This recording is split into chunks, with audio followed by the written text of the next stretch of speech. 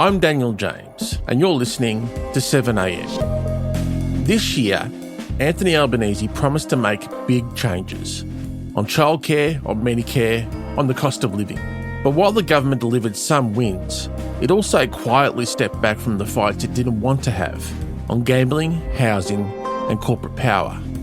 Today, contributing editor for the New Daily, Amy Remeikis, looks back on yet another huge year in politics and on the deals Labor made, reforms it shelved, and what that reveals about how this government really works. It's Monday, December 29.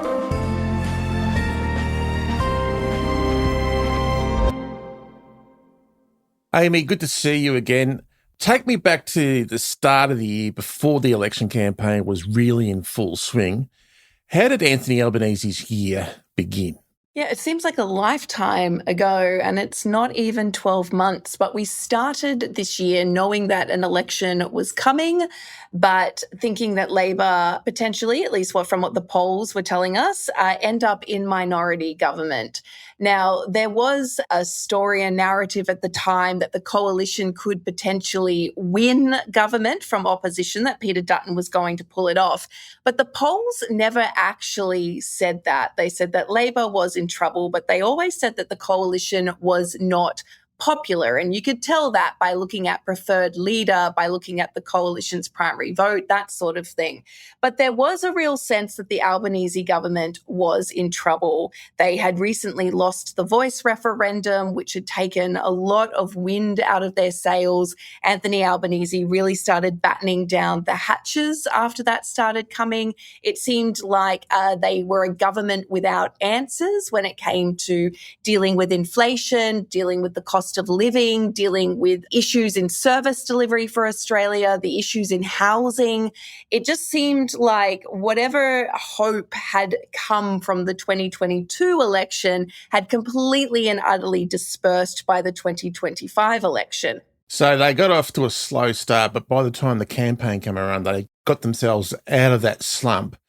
If we talk about the campaign itself, there was a lot of holding up of Medicare cards in speeches. What did that signify about the type of campaign Labor ran? Yeah, it was very much a back-to-basics Labor campaign, and Labor sees Medicare as one of its historical successes. And so what they did was they crafted this policy of saying, we're going to increase the bulk billing rates by, paying private practices a certain amount extra so that they can bulk bill more. We will offer every GP practice a new incentive payment to bulk bill.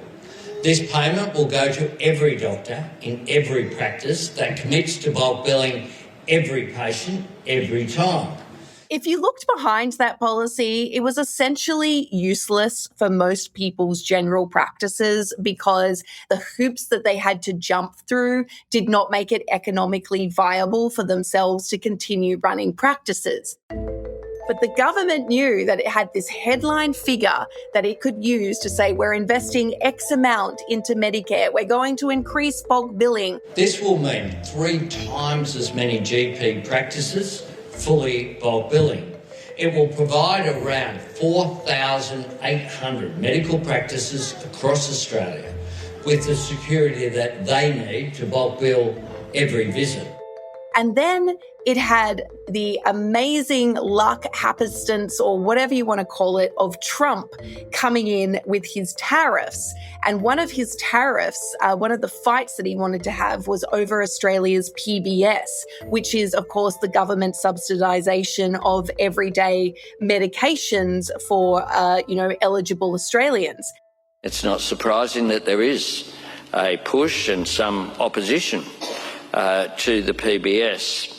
But let me be very clear and explicit. The pharmaceutical benefit scheme is not for sale. And that was a fight that the Albanese government was very happy to have, because every time Anthony Albanese held up that Medicare card and said, I am fighting for you, I am fighting for Medicare, they were able to say, we're putting more money into health and we're going to fight Trump to defend it for you. And that worked particularly well because there was also concerns within the electorate that Peter Dutton was very Trumpian when it came to a lot of his views, and particularly around culture war stuff. So that defence of Medicare in particular was something that really rang through quite strongly.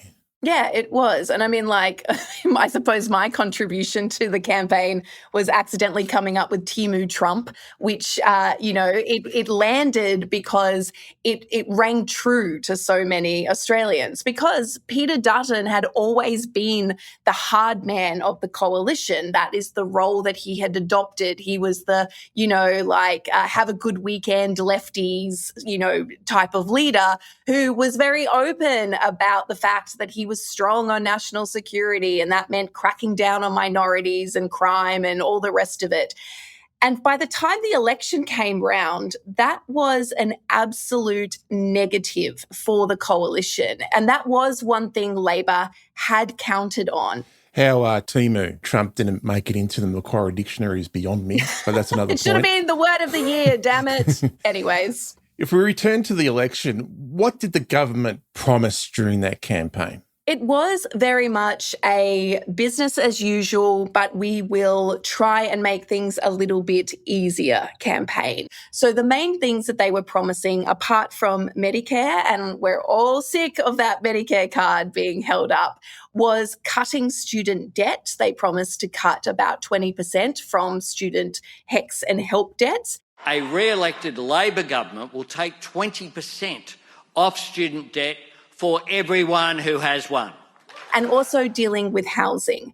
Our 5% deposit plan will be open to every Australian looking to buy their first home.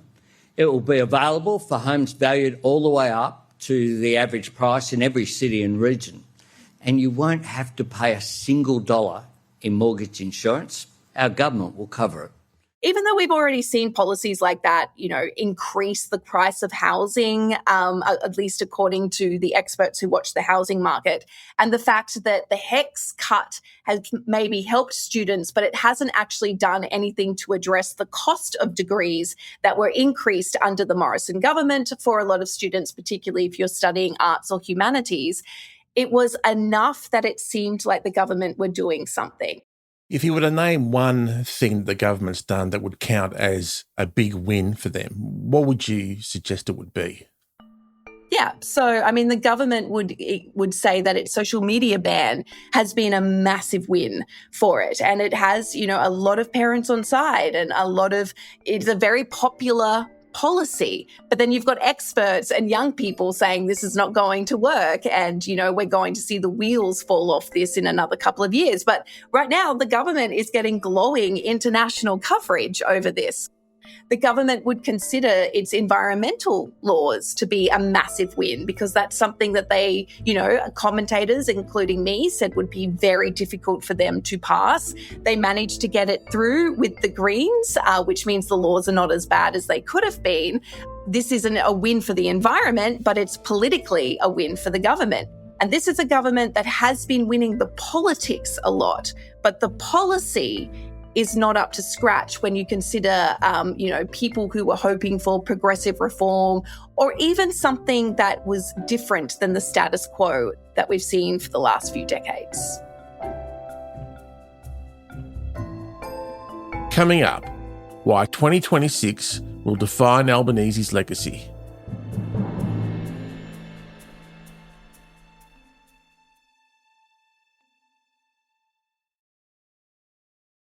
Amy, Anthony Albanese wants his legacy to be universal childcare.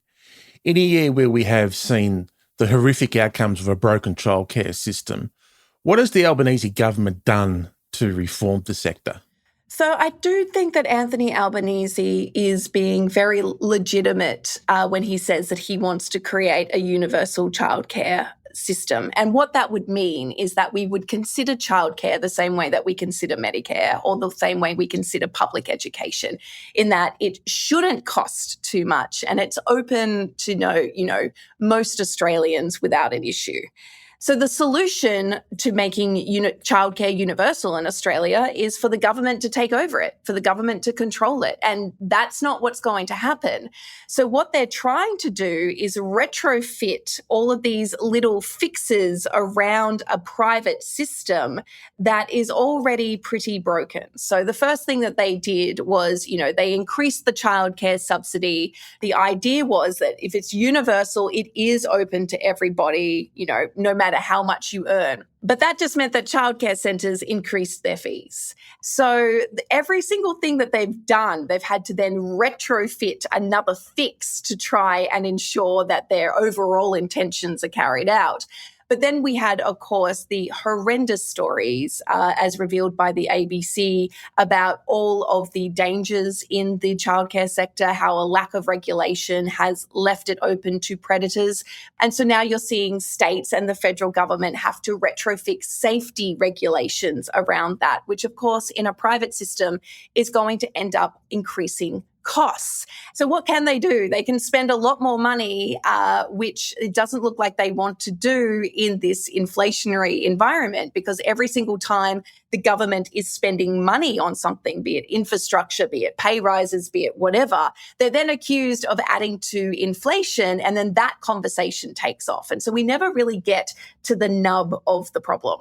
And so we just go round and round and round. And this is not something that I think Anthony Albanese can achieve even in a decade. This is going to be something that would take decades to fix. And ultimately, it would be bringing childcare into the public sector for a government to control.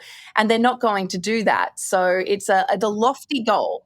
One of the fights that Labor seems extremely hesitant to have is on gambling reform. Their own review said to ban online gambling ads years ago. They haven't done it, and they've been under pressure from the crossbench on this all year. So why won't they take it on? I think it really speaks to one of the core issues with this government, which is its incrementalism. And Sean Kelly describes it in his latest quarterly essay, The Good Fight, as a government that doesn't want to offend anyone, a government that doesn't actually want to have the fights. And it doesn't seem like the government wants to have the fight with the gambling industry, even though they have all of the social license in the world to do this. They have so much political capital to do this. Nobody actually loses. And in terms of some of the arguments that have been thrown up, there are actually very easy fixes for that. One of the arguments we've heard is that it's going to make free-to-air media, or, what's left of Australia's legacy media, really suffer because of the lack of advertising. Experts have pointed out that you could just put a levy on gambling companies in Australia, and that would, pay for the loss of gambling advertising. The Guardian had stopped accepting gambling advertising, and the Guardian is still doing quite well. It is possible. So this isn't a fight with anyone except the very vested interests of gambling companies and some media companies who, want to continue seeing that revenue. And so what we're seeing is a government choosing its priorities to stay in power.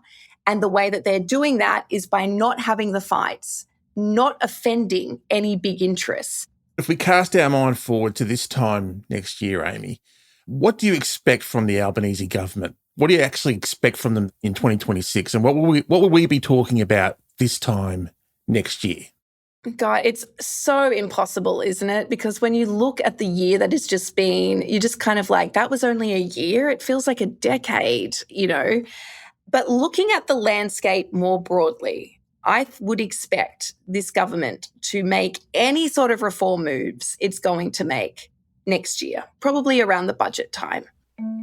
And I would say that by the middle of next year, we'll have a pretty good indication of how Labor starts to feel about its leadership, about its incrementalism, and about its future. Because on the numbers, the chances of the coalition winning are about as high as me becoming a Bond girl.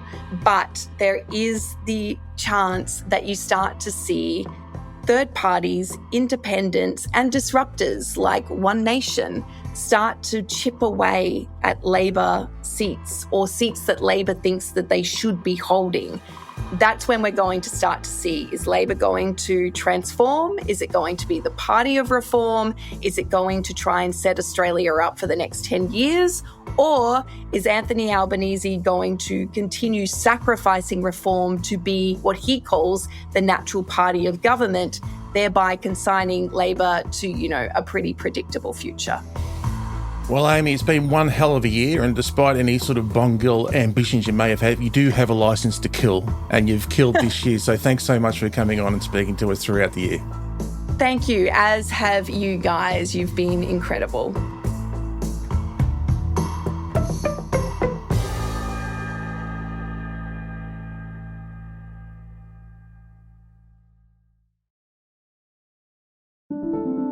Tomorrow on the show, we're taking an in-depth look at another of the big political stories of 2025, the wipeout of the Australian Greens. After a terrible election result where they lost 3 out of 4 lower house MPs, the Greens had some soul-searching to do. Now, more than 6 months out from the election, and under the leadership of Larissa Waters, they're beginning to show some signs of what they'll do next.